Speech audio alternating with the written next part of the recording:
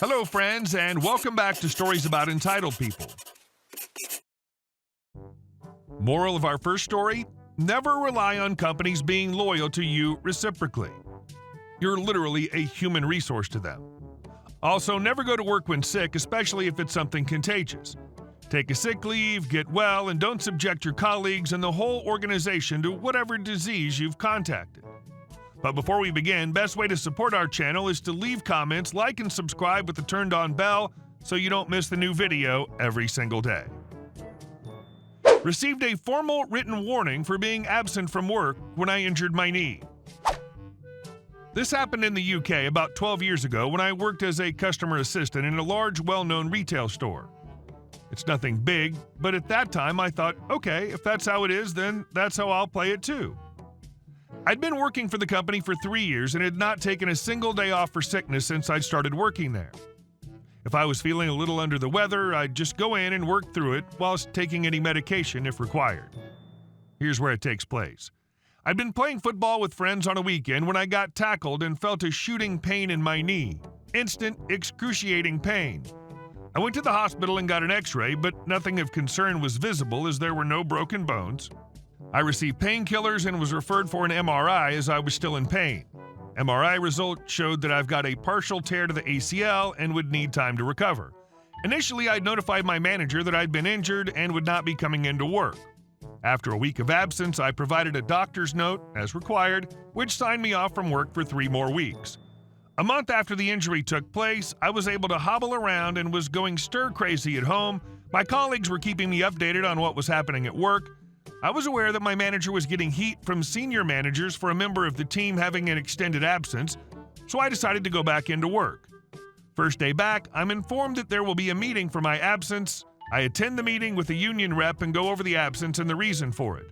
I explained everything that happened, but it seemed like my manager was not actually listening. She was just giving me a chance to have my say, but she already knew the decision she was making.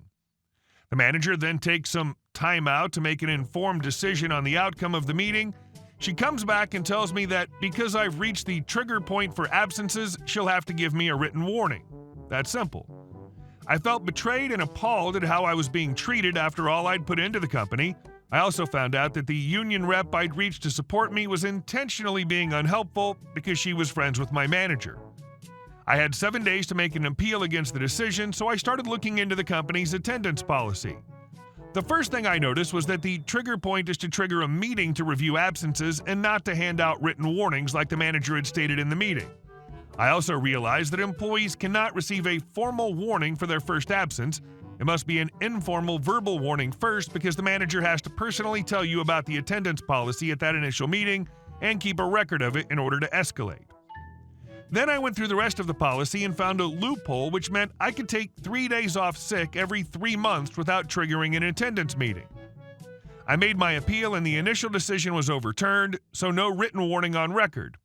Then every 3 months I would take 3 sick days off. This ended up giving me 12 extra holiday days per year. The result, they could have just let me have that 1 month absence and return to work as normal, but instead I'm absent for 12 extra days a year because the company doesn't give a crap about employees. When they tell you you're replaceable, but then panic when you aren't there? Trick is that you're only replaceable when it's at their convenience, when they already have someone in line to replace you. And our second story. Entitled Garlic Bread Lady. We were at Subway inside Walmart and the line was long because it was understaffed, like every Subway. We go put our groceries we paid for at a table to reserve it. There are plenty of open tables. We just did this so we could wait in the line without holding our groceries. The only guy there was busting his butt to be as pleasant as possible and get everyone's food made. Subway's process is already time-consuming, and it's worse under these conditions. We, boyfriend and I, wait as patiently as we can, but I'm getting anxious because my boyfriend, who has a lot of medical stuff going on right now, says he's just realizing he's gone too long without eating and is getting lightheaded. So in front of us are 2 middle-aged ladies. One of them, who appears to be the leader, is the kind of person who's never in a hurry, even when there's a long line behind her and she can hear the 2 people behind her discussing how one of them is dizzy from low blood sugar. I know our problems aren't everyone's problems, but you can at least be courteous enough to try and do your business efficiently. Anyway, Karen has a coupon for any 12-inch sub for $5.99. She shows it to the guy and says, "I can get the cheesy garlic bread with this?" That's their new promotion, getting your sandwich on garlic bread instead of regular bread. "Yes," says the sandwich artist politely, "but that will be extra." "Nuh-uh," she says. I swear she says this like a second grader who needs a nap and a spanking instead of a grown-butt woman. It says any sub. Well, first off, the garlic bread isn't a kind of sub, it's an upgrade. Sandwich Jedi says it says some markups are extra, the garlic bread is a markup. I'm sorry for the confusion. "Where does it say that?" she whines. "In the small print at the bottom." "Well, I can't read that."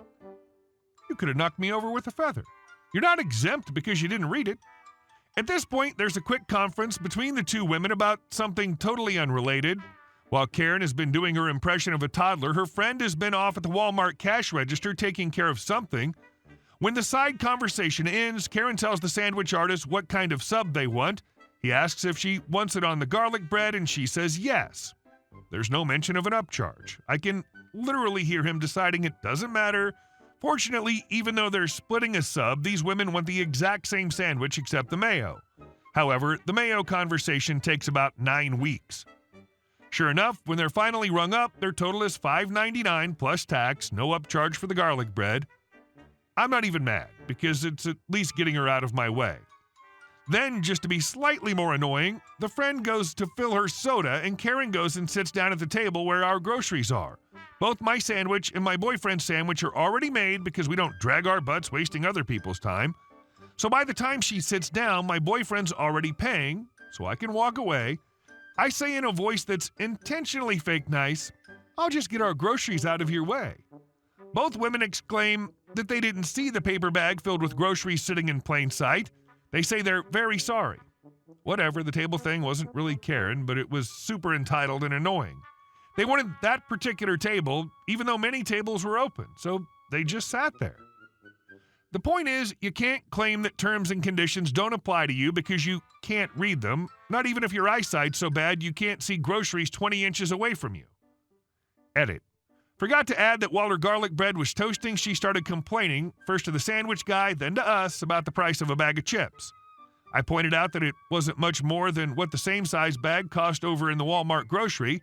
I suggested she make it a meal so she could get the drink and chips cheaper together. She said she didn't want soda. I mentioned they had iced tea. This is how long her damn order took. We had time for a whole convo. "Bleh," she said when I mentioned the non-soda drinks. "I've always been an ice water girl." Sorry, Karen, don't whine to me about potato chips, then be smug about your healthy beverage choices. After she paid and started slowly sauntering away, it took all my restraint not to literally shove her out of my way. And our last story. I hate HOAs, so I became president of mine. So I moved into a neighborhood last year with a relatively lax HOA. No annual dues, only a few restrictions on building warehouses and keeping cattle, things like that. It was the only reason I considered moving to a neighborhood with an HOA, as I have lived and know many neighborhoods with horror story HOAs that belong in this sub. Last year at the annual meeting, my neighbor asked me to be on the board because they needed someone. It's a small neighborhood, and I guess most everyone had been on the board once or twice. I figured, why not? I can at least have a say if they try to get out of hand. Then they elected me president. I said sure, even more say. Then, over the last year, I started hearing about the history. Apparently, the last president was a real a-hole who would show up at people's houses and nitpick on the few rules that we have about trash and even things the HOA has no purview on, like where cars were parked or how flower beds were arranged. Every so often, we'd get a complaint. Even one of the other board members would complain a lot. And I'd read the bylaws and covenants, and usually I'd have to gently remind them that either the HOA has no say, or we could just resolve it with a quick phone call or text. Seriously, some people wanted me to put liens on their neighbors' houses for dogs barking. A couple days ago, we had our annual meeting, and I was running it as president. Having some experience running public meetings, I tried to maintain some order and structure, but you wouldn't believe some of these people. Little old ladies that were as sweet as could be when I first met them turned into vipers complaining about their neighbors, scolding the HOA, me, for not researching issues. One guy started talking about how he keeps all his cars nice and accusing another neighbors of having junkyards just because they had a couple of cars in their driveway. When the meeting was over, I got some kudos for apparently keeping order better than any previous presidents had. Man, it was draining. Now I think I have a target on my back with some people just because I wouldn't let them endlessly complain or go after people I have no right to go after. I would just say that's not within the purview of the HOA. You may want to contact your neighbor to discuss it with them. I know some people, myself included, would be happy if we just dissolved the HOA, but I don't think there are enough of us, as many in the middle folks do genuinely want to keep the neighborhood nice without interfering with neighbors. Hey guys, thank you all for watching the video. I'll see you in the next one.